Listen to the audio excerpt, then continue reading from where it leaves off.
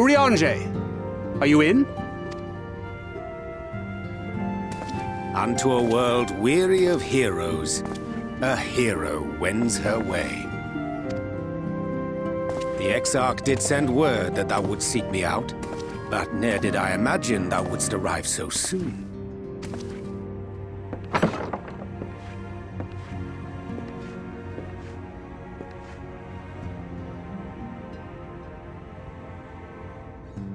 Full glad am I to see thee once more, my friend, and none the worse for thy travails.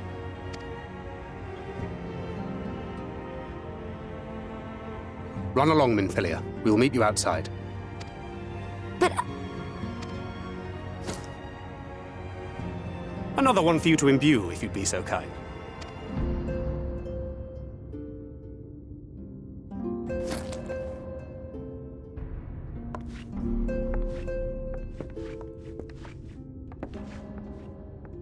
I take it thou hast met with our other comrades already?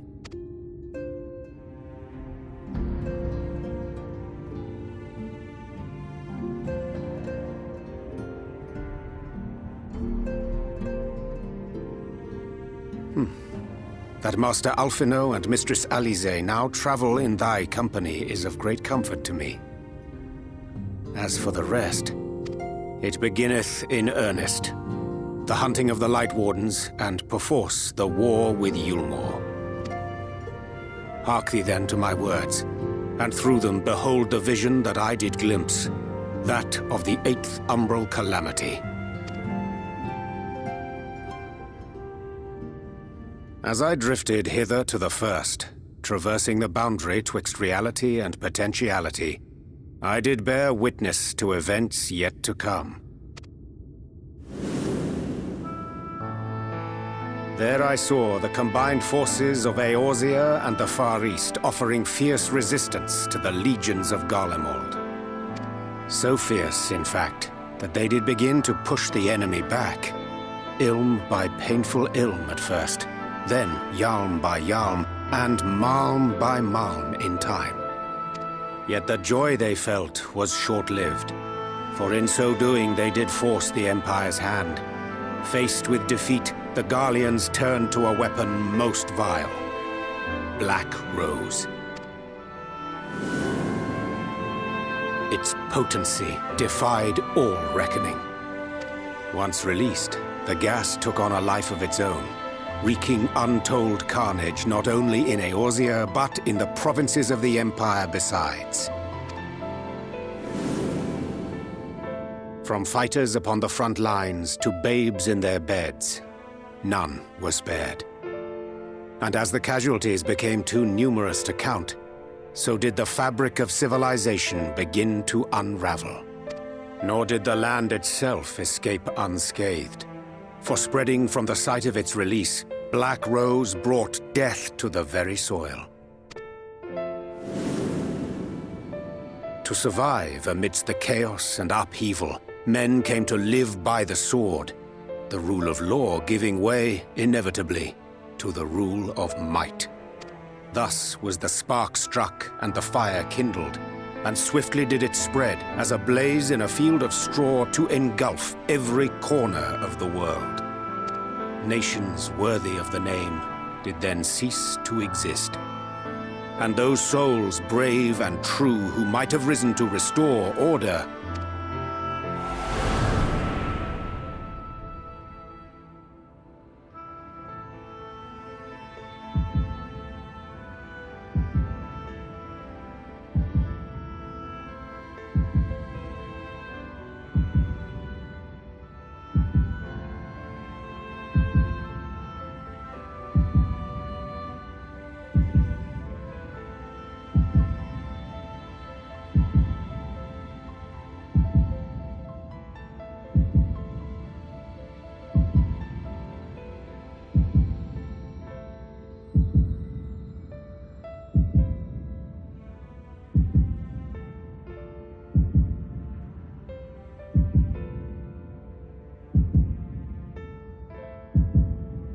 were no more.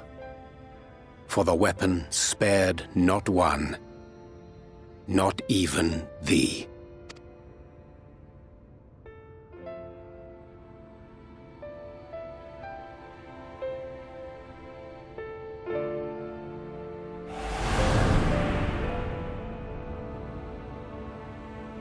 an endless age of war, begotten by the blight of Black Rose. Such is the legacy of the 8th umbral calamity which I did behold.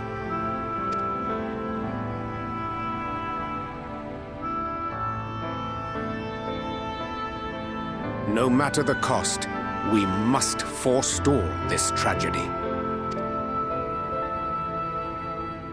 To that end, I have labored during my sojourn in this world, discovering in so doing the answer to a pressing mystery. That of Black Rose's inexplicable potency. Come.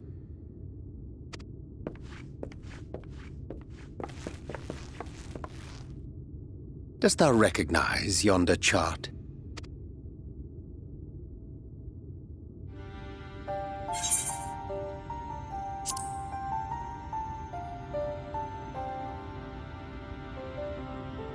Indeed. 'Tis a rendering of the elemental wheel, such as one might find in classrooms across the source. As the chart maketh plain, our world is composed of 6 elements, in addition to which there exist 2 poles in fundamental opposition. Astral, the active; umbral, the passive. As a reflection of the source, the first naturally compriseth the selfsame forces. Yet, curiously, there is a notable divergence in their nomenclature. To be specific, the denizens of this world employ not the terms astral and umbral. Thus was I moved to inquire what names said forces had been assigned. A simple question which yielded a most unexpected answer. Upon demanding the name of the pole aligned with activity and growth, I was told that as life's myriad colors combine to produce black, the people of the first had called it darkness. At this, did my mind begin to race. Yet 'twas only when I asked what name had been given to the pole aligned with passivity that mine eyes were opened to the truth. Peace and tranquility being as purest white, unmarred by color, I was told it had been given the name of light. That's umbral light and astral darkness, yes? I'm no etherologist, but it strikes me that the nomenclature of the first is rooted in the generation of the 2 forces, while our own appears to focus on their effects. Which makes one wonder, have we had it backwards all this time? 'Tis indeed a compelling question, and one which beareth closer examination. Yet what knowledge we already possess sufficeth to explain the chain of events. The phenomenon of etheric thinning observed in the source is the consequence of light, the power of stasis, flowing in from the first to stifle the movement of ether within the land. And according to Master Alphino, Black Rose slayeth by halting the circulation of ether within living beings. Should such a weapon be unleashed even as the first were rejoined, replete as it is with light, we would have a disaster of untold proportions on our hands. A calamity. Well, at least we have a better grasp of what we're facing. Our objective, however, remains unchanged. We are to eliminate the Light Warden of Ilmeg. Speaking of which, were you able to ascertain its whereabouts? Aye. 'Tis all but certainly ensconced within Leargear, the castle which standeth in the midst of the lake. To enter said stronghold, we must needs turn to the pixies for aid. Fortunately, I have become quite adept at courting their cooperation. Henceforth shall I accompany you, and do all in my power to ensure that my vision doth not come to pass.